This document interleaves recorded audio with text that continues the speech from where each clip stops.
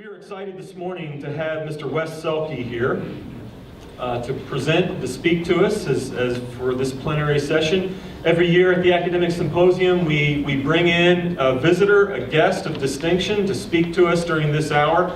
Every year we try to highlight a different department on campus, and we've done that across the board of our different departments through the last several years.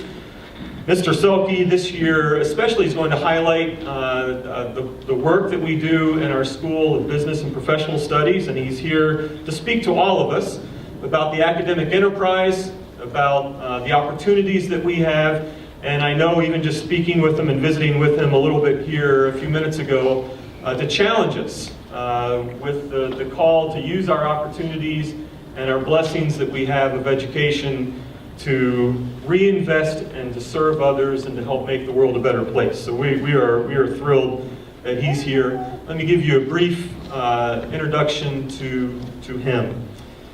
Mr. Wes Selke has come to us all the way from Oakland, California, but he is a hometown boy. And Wes, welcome back to the land of April snow showers. And we're glad that you're here. Wes is the co-founder and managing director of Better Ventures, a venture fund for entrepreneurs building a better world.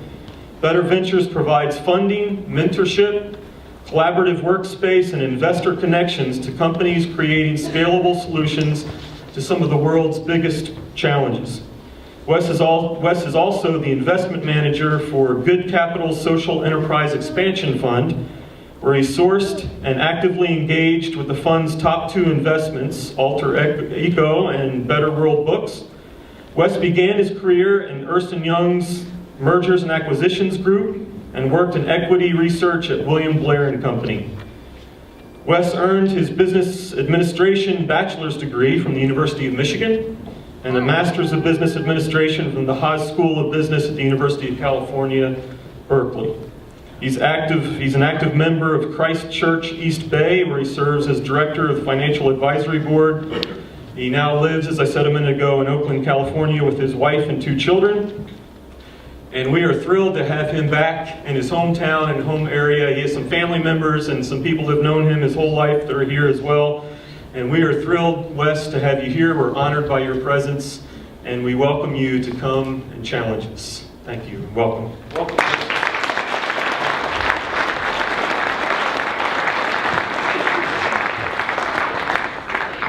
Well, thanks a lot, John.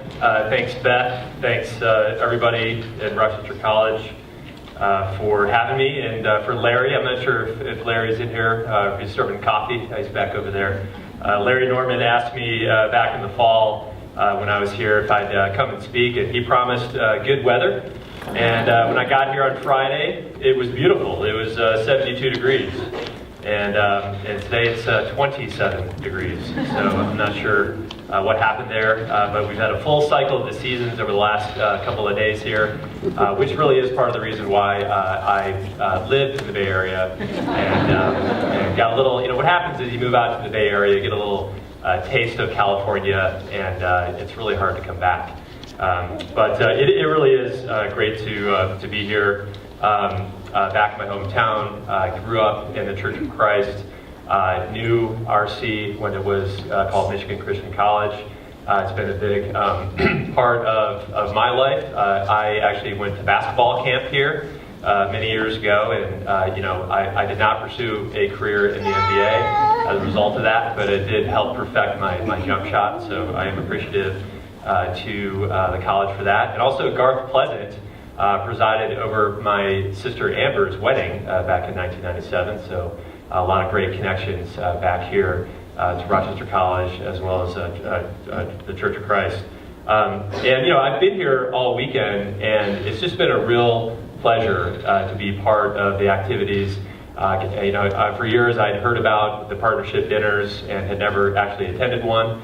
But this year got to go and hear Ben Carson speak and hear about some of the great work. Got to hear, I think it was Julian, I don't know if he's here today, from Rochester College speaking, and just very, very impressed by what's happening here. God is very much present here, as well as a Church of Christ, and it's just been very uplifting, and to be there on Sunday for Mission Sunday, getting to hear from those that were traveling from Uganda. It's just been a real pleasure for me to be able to experience that.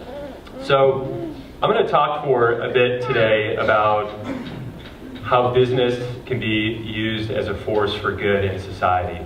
My career has been in business for quite a few years. My vocation has also been in business, as John mentioned, undergraduate degree in finance from the University of Michigan, master's degree from UC Berkeley in business administration. So my career path has been about business. But throughout my journeys, throughout sort of living my faith out in my life, I've come to really have a desire for leveraging those business experiences and business skills to really make a difference in the world. And I'll talk a little bit about both sort of my journey and my road to recovery from an investment banker to an impact investor, and how my faith played a big role in that journey, and some of the work that we're doing now with Better Ventures and Good Capital. So, we all know that we live in a broken world that's in great need of redemption. We see it on the headlines every single day in the local newspapers and the international newspapers. I don't need to hash out all the numbers, but I will mention a few things. I was just reading in the New York Times a couple of days ago that the UN has come out with a new report on climate change, and basically saying that if the world's nations don't get our act together in the next 15 years, the effects of climate change might be irreversible. And that scares me. And wherever you come out on the politics of climate change, it's clear that things are happening. We've got snow in April in Michigan. That was a joke. That was happening well before climate change. But there's clear issues. The planet is warming, and it's a problem. Meanwhile, over 1 billion people on Earth live in extreme poverty. 2 billion people on Earth live on $2 or less per day. 500 to 600 million people are afflicted with malaria and are unable to live out their full potential as a result of that. And the U.S. is not immune to these issues. We are the richest country on the face of this planet, the richest country ever in the history of man. Yet 47 million people in our own country are living in poverty. Not to mention, income inequality is at the highest level it's ever been in this country. So the list of problems goes on and on. Disease, war, violence, poor labor conditions, government corruption, lack of clean water, food deserts, unsustainable food systems. And I'm not here to depress all of us, but just to make a point that we live in a world that is not the way it was meant to be, not the way that God made it and intended it to be. And we are all called to be part of the redemptive process that was begun in Christ 2,000 years ago. And I've seen these problems firsthand. I've not just read about them. I've volunteered extensively in my years in Chicago, working in the inner city, working in Cabrini Green, working with mentoring young boys who don't have father figures in their lives, working in East Oakland where there's just a lot of brokenness, daily violence, gang violence. Again, people not able to live out their full potential because of the conditions that they live in.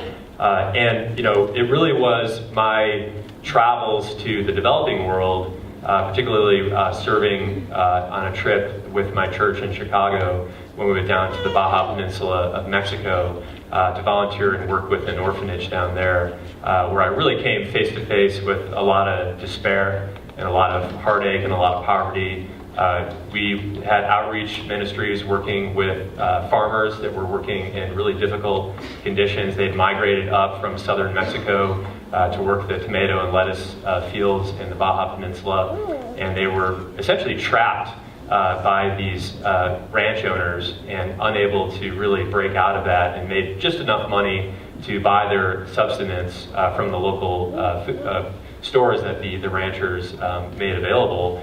And meanwhile, there was a lot of drug abuse and alcohol addiction, and literally the orphanage would pick up children that were left at the dump to just pass away. And, to be as an investment banker going down on these trips to Mexico and seeing that brokenness and those issues, but also seeing the goodness of God and the work that He was and is doing in the Baja Peninsula, and being part of that work, I really had a hard time coming back to my day job in Chicago, running spreadsheets and doing financial analysis on companies. And I really started to ask myself, what am I doing in the world to make it a better place? If I had to sort of summarize the work that I was doing at that time, I felt like I would have to say, well, at the end of the day, I'm sort of helping rich people get richer by helping them make better investment decisions.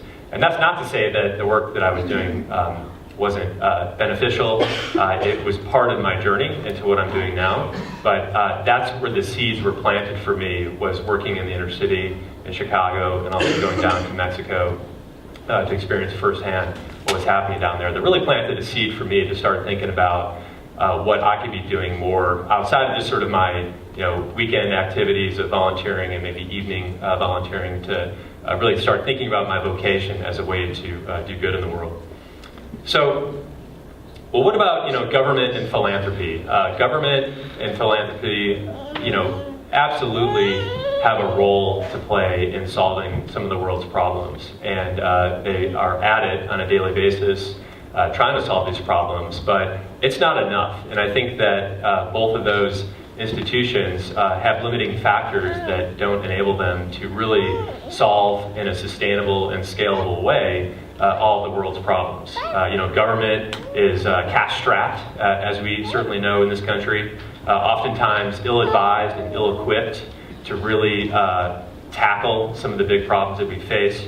And in the worst cases, as we see sometimes in our own government, but particularly throughout the developing world, corruption and graft are a really big hindrance to the good that governments are trying to do. Philanthropy, on the other side, is also, generally speaking, very well intended, but can also be unsustainable because pure philanthropic approaches that require donations on an annual basis, you're sort of out there, on an annual basis, passing the hat, trying to get more money to resolve some of these problems. And meanwhile, in sort of worst case scenarios, you create a system of dependency where the recipients are looking for sort of ongoing handouts from those philanthropic institutions. And I think really in some of the worst case scenarios, philanthropy can also have unintended consequences for the impact that it's trying to seek. For example, if you're donating shoes to a country in Africa, it feels good to do that, but you are also at scale, putting the local cobblers out of business and really intervening in a market distorting way to hold back the economic growth in that area. And I know that I was talking to John beforehand about this debate that's been going on for really the last decade between Jeffrey Sachs on one side and William Easterly on the other side. And if you haven't read any of their stuff, I'd highly recommend checking out some of their articles in the Wall Street Journal and the New York Times, or actually reading their books. And they kind of come out on two ends of the debate. And I tend to really resonate with what William Easterly talks about, and the fact that we need sort of grassroots approaches, things like microfinance, job creation, to really enable change to take root in society. And he talks about finding searchers rather than finding planners. Planners sort of this top-down approach to doing good. And he said the second greatest tragedy, second to all the need that exists in the world, is the fact that the West has spent, $2.3 trillion over the last 20 or 30 years trying to resolve these issues with, very little to show for it. So I don't mean to stand up here and sort of rail on government and philanthropy. They clearly play very large roles in society. Government builds roads, not great roads in Michigan, with all the potholes, but they absolutely can play a role in building infrastructure, whereas philanthropy can intervene where market conditions are broken. And in the case of microfinance, they a lot of philanthropic institutions enabled microfinance to grow to where it is today. But what I'm arguing for is that there needs to be an augmentation of the work that philanthropy and government is doing, and I think business offers an opportunity to help solve some of those problems. So I did want to mention just a few numbers, just to kind of frame it up for you all in terms of the potential impact of business in the market. So total giving in the United States from foundations on an annualized basis is around $45 billion. Total giving, including individuals in the U.S. on an annual basis, is about $300 billion. So clearly, individuals are giving on the aggregate much more than foundations are. Meanwhile, foundation assets, these are sort of assets under management, and if you're not familiar with how foundations work, they typically have sort of a pot of money, and then they give out about 5% of that money on an annual basis to donate to charities and nonprofits and really do their mission impact through that giving on an annualized basis. The assets under management of foundations here in the U.S. is around $600 billion. So to compare that though to investable assets, these are assets that individuals and institutions have under management sort of outside of the foundation world. That number is $30 trillion. So you're talking about 5 times the amount of total assets, actually 50 times the amount of total foundation assets under management. And what I'm getting at here is that there are far more resources and assets under management in sort of investors' hands that can be leveraged for doing good in the world than there are in the foundation, the nonprofit world.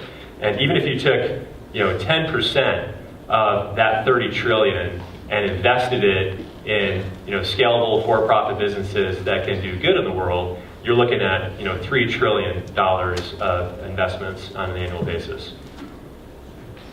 I'm a finance guy, I like numbers, so just to give you a sense of the size of those markets. So I do believe in the power of the market and business in doing good in society, and that it can be really leveraged to enact sort of scalable change. There's sort of an extreme example of that. You just look at what's happened in China over the last 30 years. Deng Xiaoping opened up the markets in the 70s to sort of a communist version of capitalism, and as a result, their market has grown at an average annual compounded rate of 10% over the last 30 years, pulling 600 million people out of poverty in China over the last 30 years. They call it the Chinese economic miracle. And obviously that's come with a lot of problems, with environmental degradation, with labor abuses. So the market is far from perfect, but when you compare that with some of the other approaches to doing good in the world, it's had far more impact than other things. Microfinance is another area.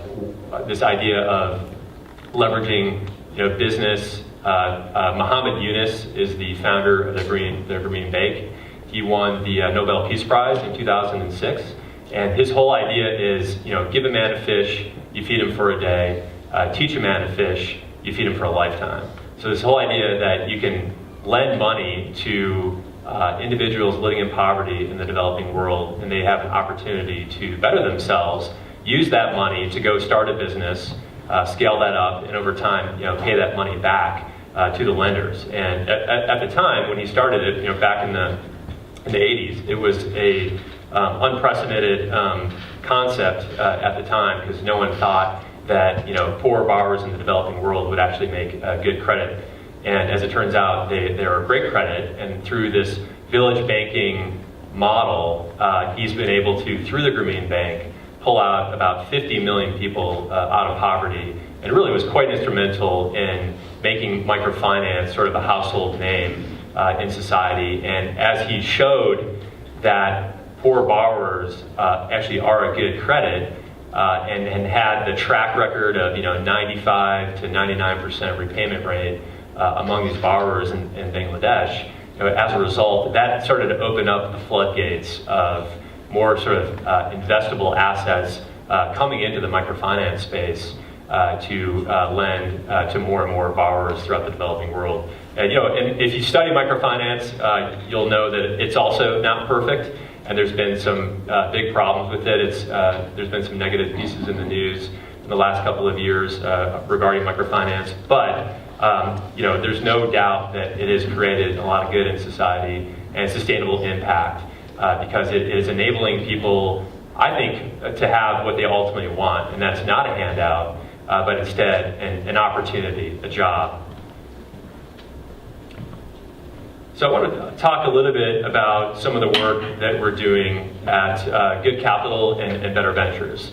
So, I, as an investment banker, was really thinking a lot about, where I wanted to go with my career. How could I, actually use my time, talents, treasures, vocation to create an impact in the world? And, really thinking about, I've got sort of one life to live. How do I want to spend it? And what do I want my, tombstone to say at the end of my life? Do I want to say, Wes was great at financial models.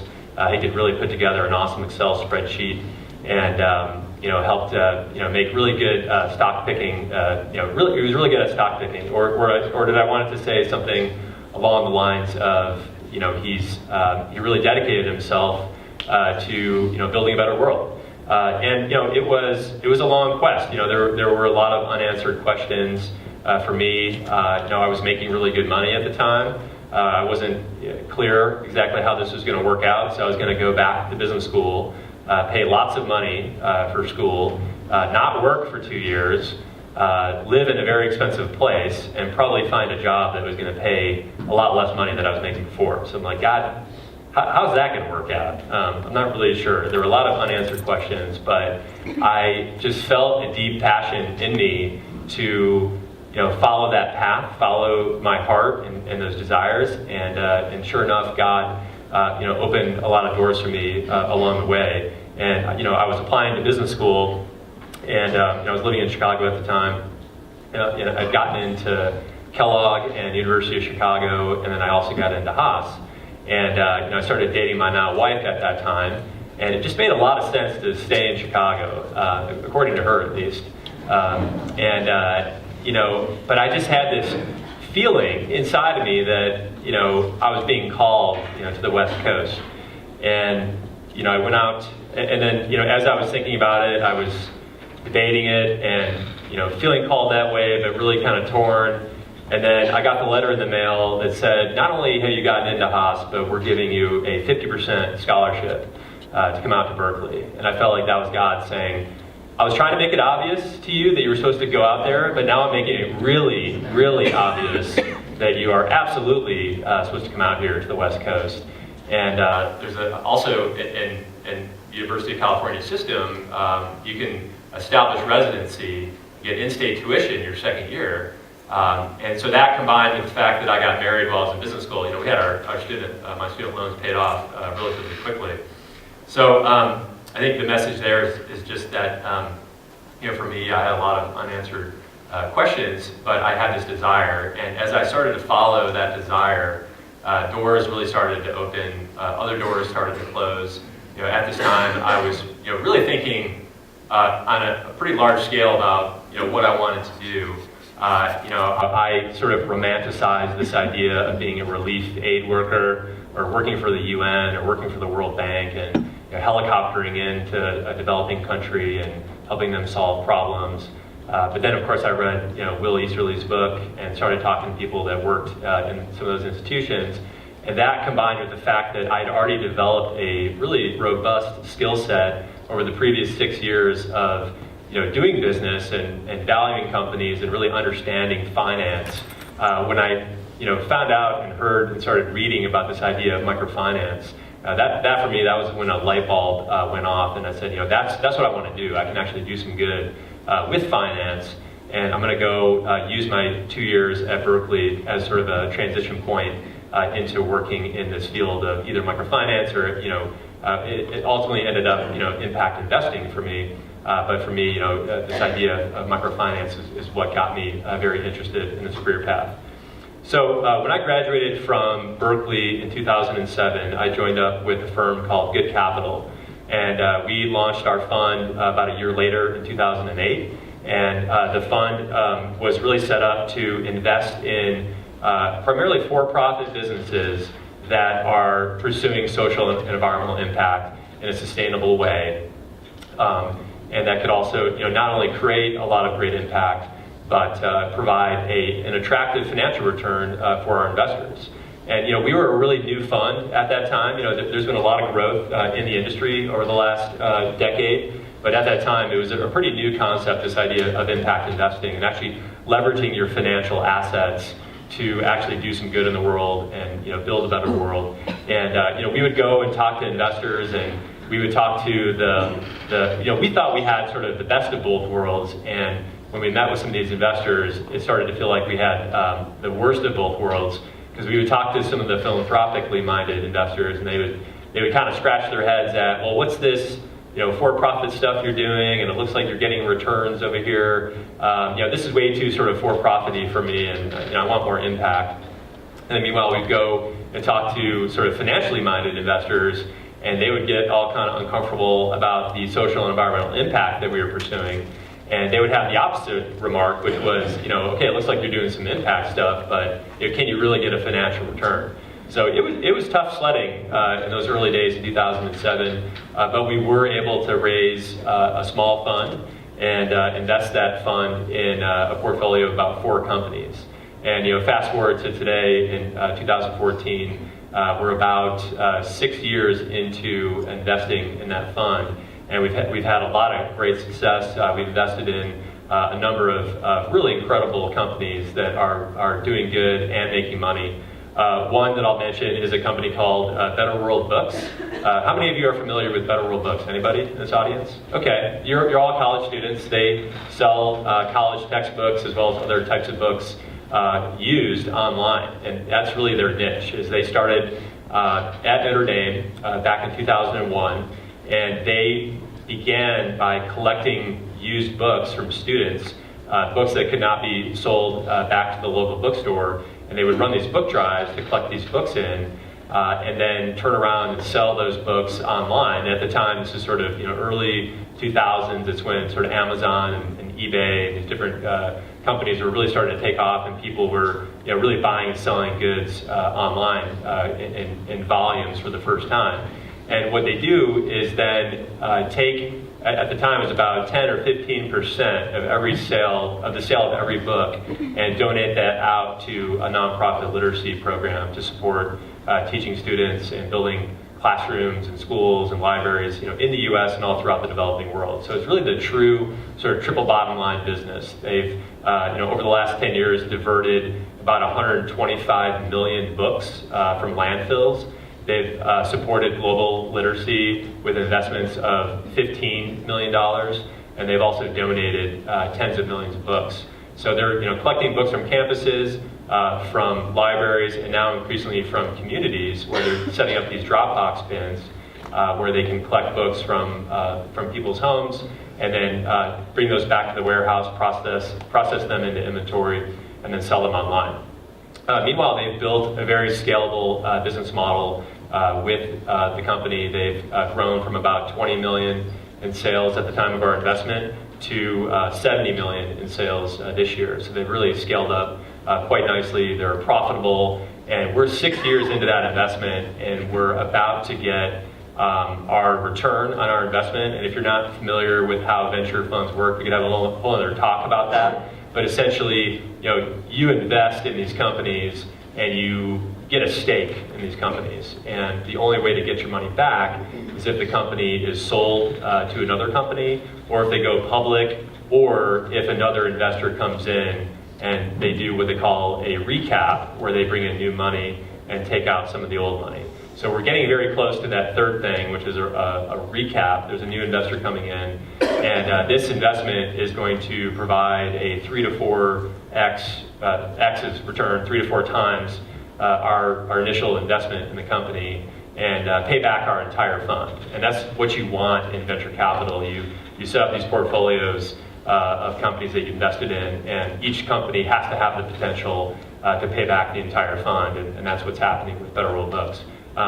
So that's a good thing if you're a fund manager. You want good investments, you want the money to come back, because we want to be able to keep doing what we're doing, which is exactly what's happening now. So we made 4 investments in good capital. We, over time, have also built out sort of more, I guess you would call it, infrastructure in the impact investing space in the San Francisco Bay Area.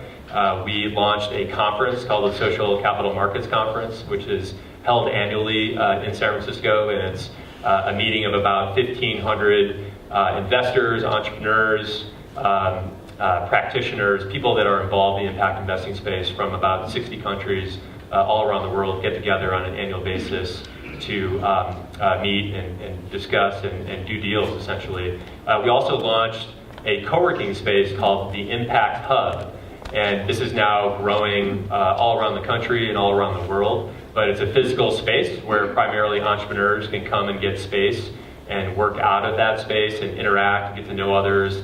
And it's just a very vibrant culture and community where entrepreneurs that are looking to make change in the world can get together and collaborate. And then just recently, my co-founder and I launched a new fund called Better Ventures. And Better Ventures is essentially a venture firm that backs early stage technology companies that are solving big and important problems. So GoodCap was a little bit broader in its scope in terms of what kinds of companies that it invests in. But now we've become, because we're in San Francisco and we're so close to the creation of all this innovative technology that's happening in San Francisco and in Silicon Valley, we see a tremendous opportunity to leverage technology to do good in the world. Really, technology and entrepreneurship. And these are things that are happening not just in the Bay Area, but all throughout the country and all throughout the world. Today, technology is pervasive. It touches each and every one of us here today. Probably most of us have smartphones in our pockets. You've got access to all sorts of different information and valuable data on that smartphone.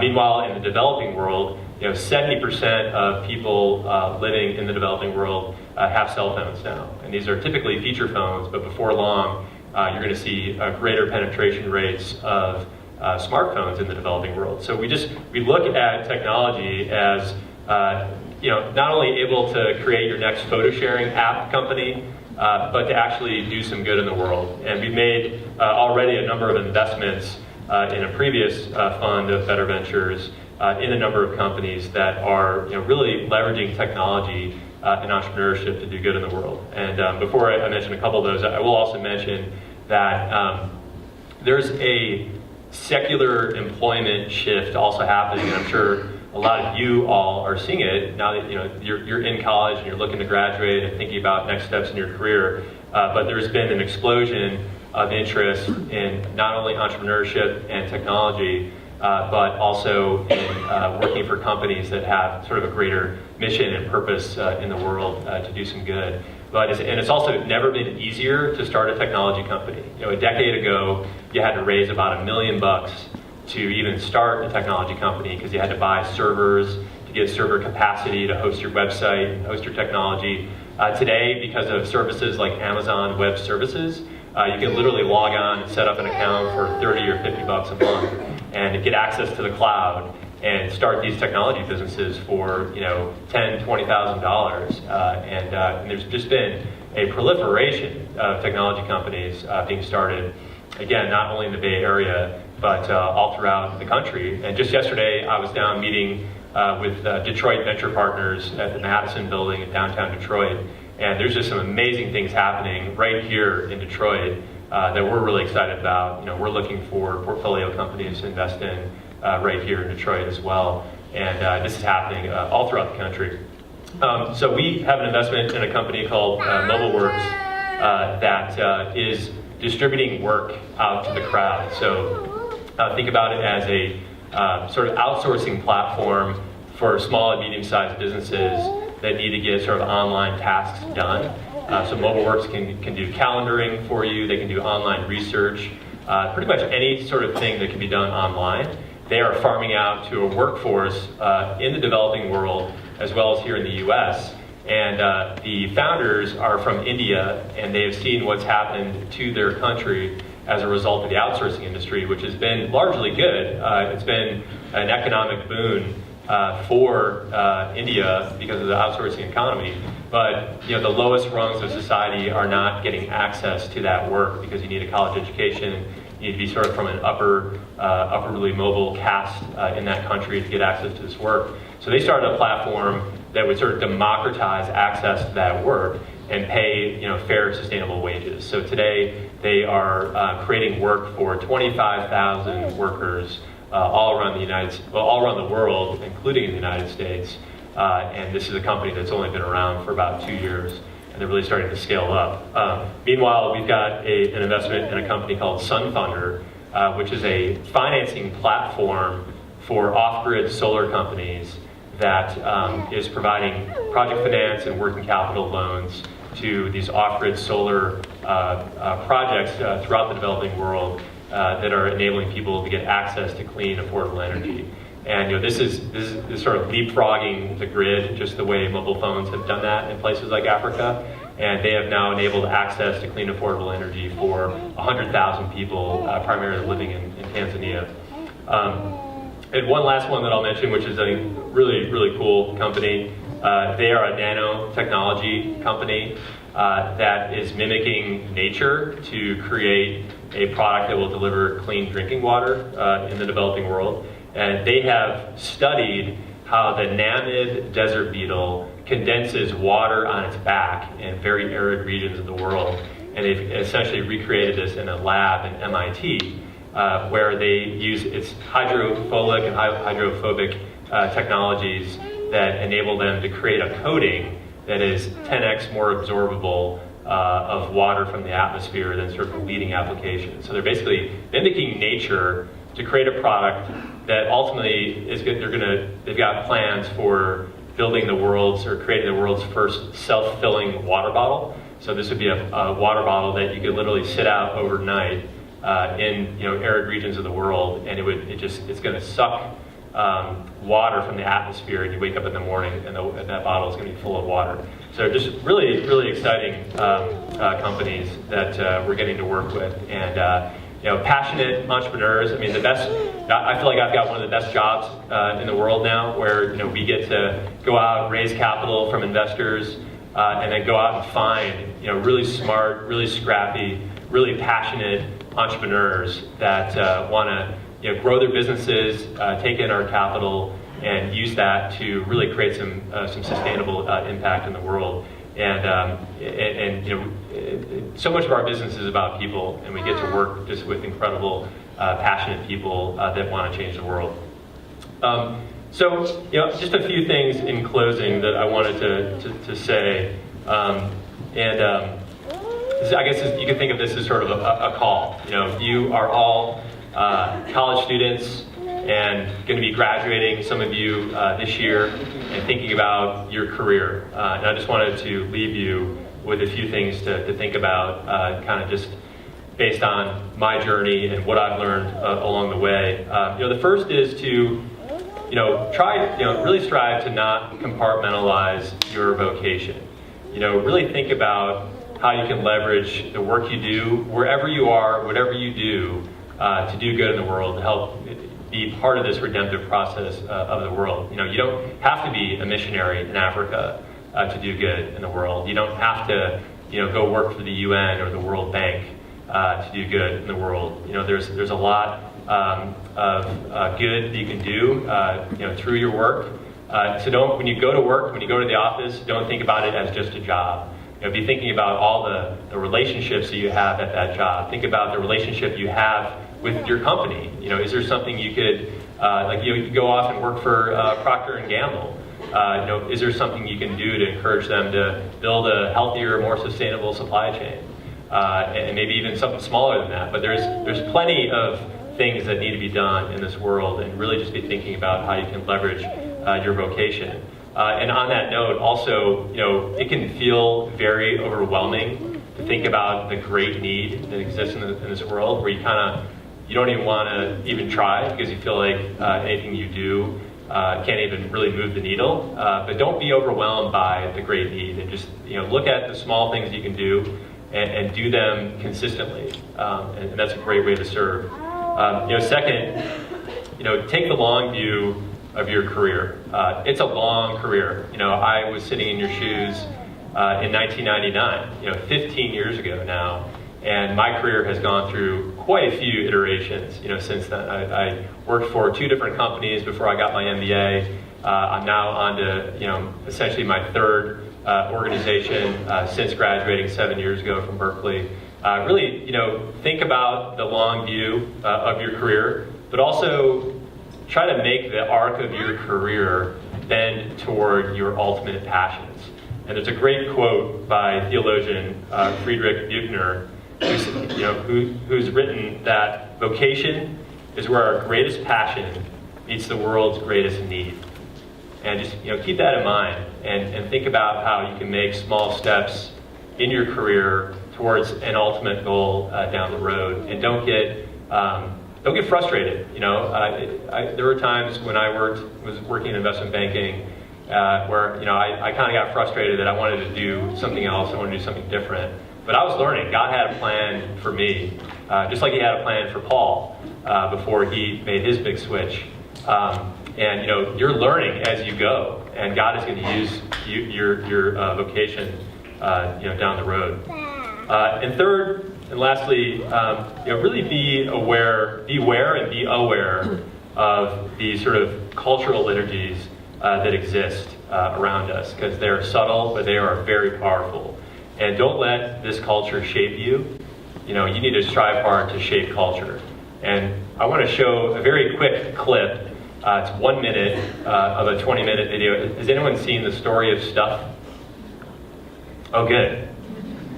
It's a great social commentary on what I think is a cultural liturgy, or what James Smith would call a cultural liturgy of really marketing and advertising. And this is something to be aware of. So you can roll that clip quickly. That'd be great. So in the U.S., we have more stuff than ever before, but polls show that our national happiness is actually declining. Our national happiness peaked in the 1950s, the same time that this consumption mania exploded. Interesting coincidence. I think I know why. We have more stuff, but we have less time for the things that really make us happy. Friends, family, leisure time. We're working harder than ever. Some analysts say we have less leisure time than any time since feudal society. And do you know what the 2 main activities are that we do with the scant leisure time we have? Watch TV and shop. In the US, we spend 3 to 4 times as many hours shopping as our counterparts in Europe do. So we're in this ridiculous situation where we go to work, maybe 2 jobs even, and we come home and we're exhausted, so we plop down on our new couch and watch TV, and the commercials tell us you suck, so you gotta go to the mall to buy something to feel better, and then you gotta go to work more to pay for the stuff you just bought, so you come home and you're more tired, so you sit down and you watch more TV until you go to the mall again, and we're on this crazy work, watch, spend treadmill, and we could just stop. So if you've read James K. Smith's Desiring the Kingdom, he talks about the cultural liturgy of the mall. And it's a great read, and just something to be aware of. And this is what our culture says that we are. Our culture says that at the core of us, we are consumers. We consume things. And it's easy in this country to be complacent because we have great wealth, we have great comforts, and it's easy to think that life is all about pursuing more stuff and more comfort, and ultimately live a very comfortable life. And we just need to be aware of this subtle yet very powerful message that's all around us. And we need to develop our own culture and thinking, and I think that can be done through ongoing prayer, disciplined scripture reading, worship, and that's a way to really sort of take the hand of culture that's got its grip on us and slowly peel back those fingers from us as we develop our own culture and being salt and light in this world. So with that, I'd like to close with one of my favorite prayers. I'm a big fan of the Book of Common Prayer. It's something that I've gotten into through our church in Oakland. And this is a famous prayer that was attributed to St. Francis, and I like to think of him as the patron saint of San Francisco. And it's funny because San Francisco is a place that, while very secular, also has a lot of people that care deeply about the environment and about doing good in the world. So if everyone could, if you're able, join in with me all the way up to the word joy. And then I will close us out with where it starts, grant that. So join me, please. Lord, make us instruments of your peace. Where there is hatred, let us sow love.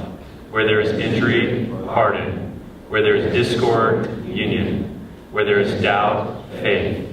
Where there is despair, hope. Where there is darkness, light. Where there is sadness, joy. Grant that we may not so much seek to be consoled as to console, to be understood as to understand, to be loved as to love. For it is in giving that we receive, it is in pardoning that we are pardoned, and it is in dying that we are born to eternal life. Amen. Thank you.